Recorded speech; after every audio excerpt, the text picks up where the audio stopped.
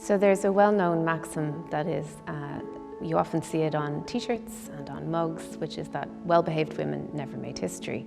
And that is true. Sometimes we don't know about the quieter women, the women who left no trace of their lives, and we often know a little bit more about the rebels and the renegades, people like Constance Markievicz, for example. But it's also true that women who are important in their own time have been forgotten sometimes. And that's due to a number of factors. Often they haven't written memoirs or autobiographies, they haven't left large archives to important places that historians would find them. And sometimes they were discriminated against in their own lifetime because of their gender. And so we don't know about them because they haven't left a trace.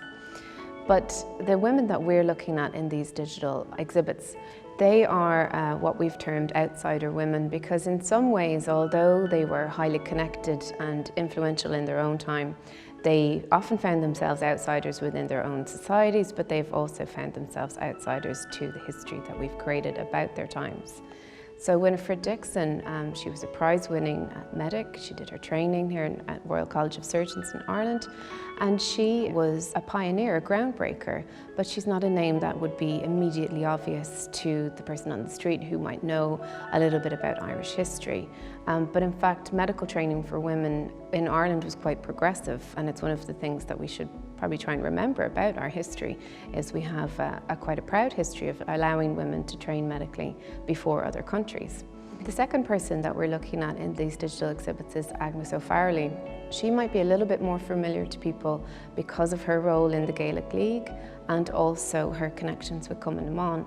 But in fact, she wouldn't have been maybe the person that people remember, say above somebody like Constance Markievicz or even Maud Gonne. But in fact, she was very important in her own time, in her own communities. She was a writer in the Gaelic language, but at the time that she was writing, her writing was considered feminine and not praised by critics. And see, what happens then is that the subsequent historiography doesn't pick up on her as an important writer because of the discrimination she faced at her own time. And then we have Teresa Deevy, a very well-known playwright, wrote and produced plays for the Abbey and was well-known in her own time, but somehow found herself an outsider to the canon and has not been remembered as a very prominent figure, which indeed she was.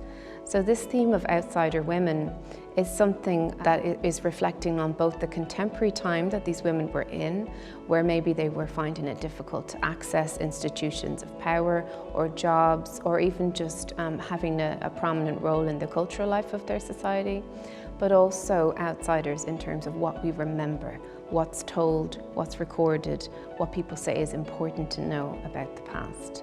But I very firmly believe they are important women to know and to understand and to learn about.